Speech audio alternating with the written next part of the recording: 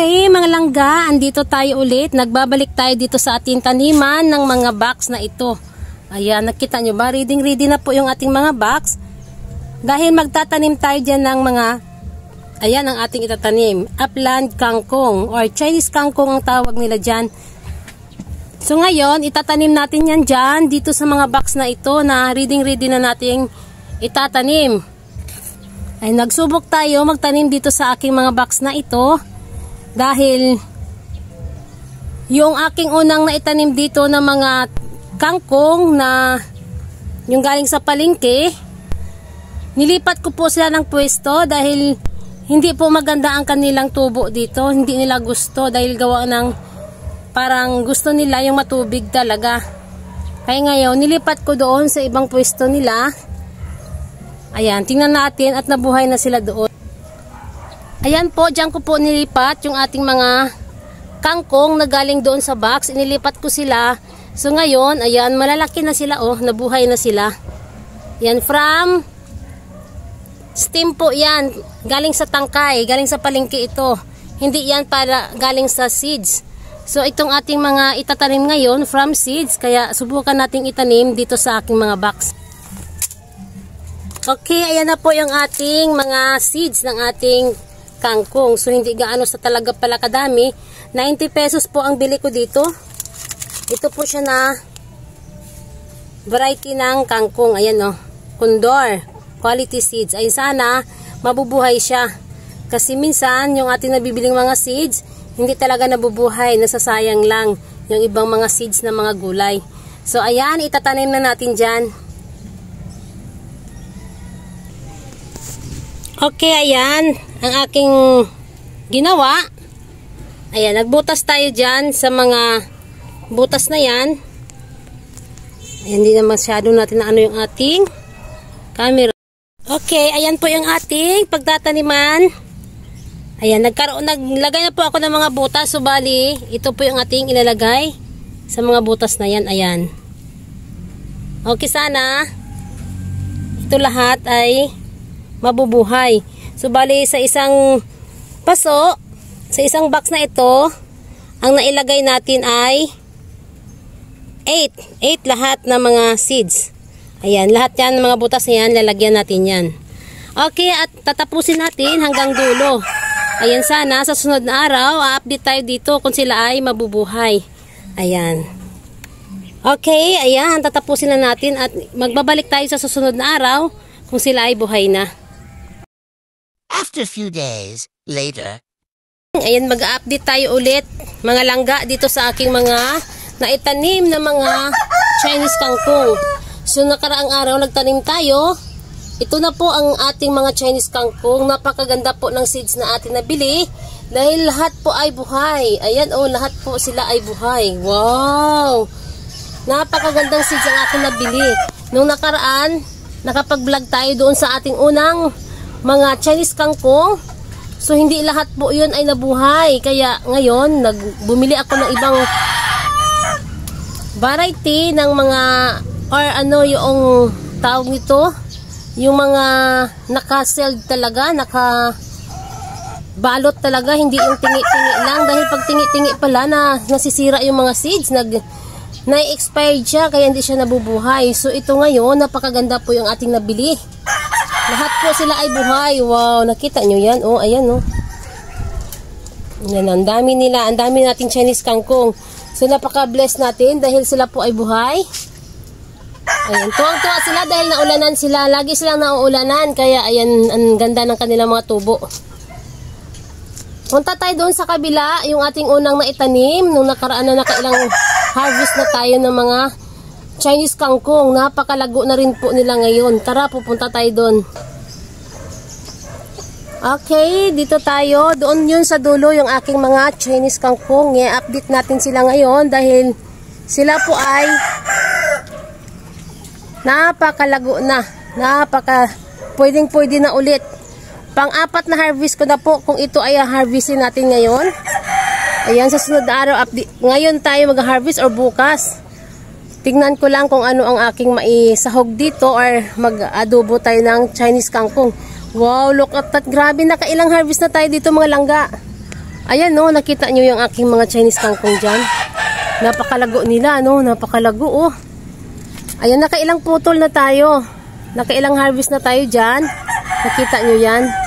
Ito po yung ating mga Chinese kangkong nung nakaraan na na-vlog na natin. Ganyan na po sila kalalago. Grabe, parang hindi Chinese kangkong, ano? Parang nasa tubig talaga siya. Sobrang taba eh.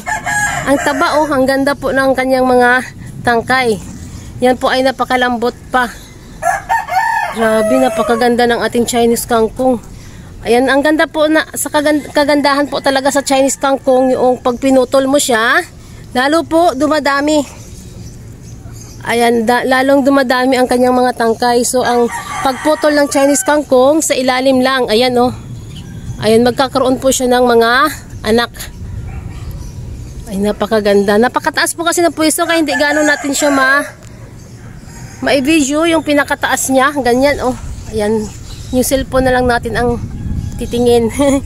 Ayan, sa lakas ng hangin dito banda, dahil nakita nyo naman po nasa gilid na po tayo.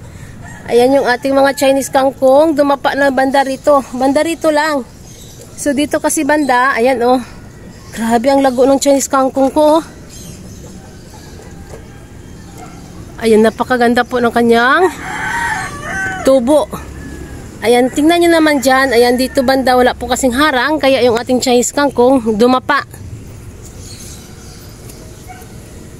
Ayan, dumapa na dito banda. Ayan, ang hirap po dumaan. Ayan, ang hirap dumaan dito, oh. Ayan, nasa gilid na po kasi tayo. Okay, ayan, sa sunod na araw, i-update natin ulit yung ating mga seeds na bagong tanim na mga Chinese kangkong.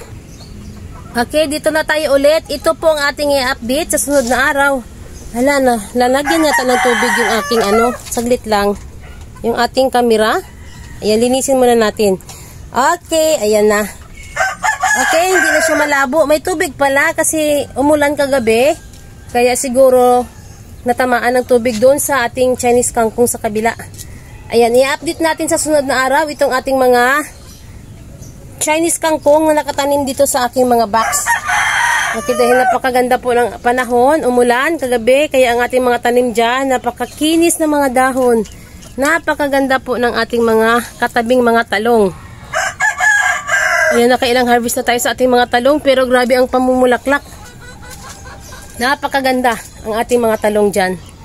Ayan, oh, wow, grabe, napakalusog ng talong.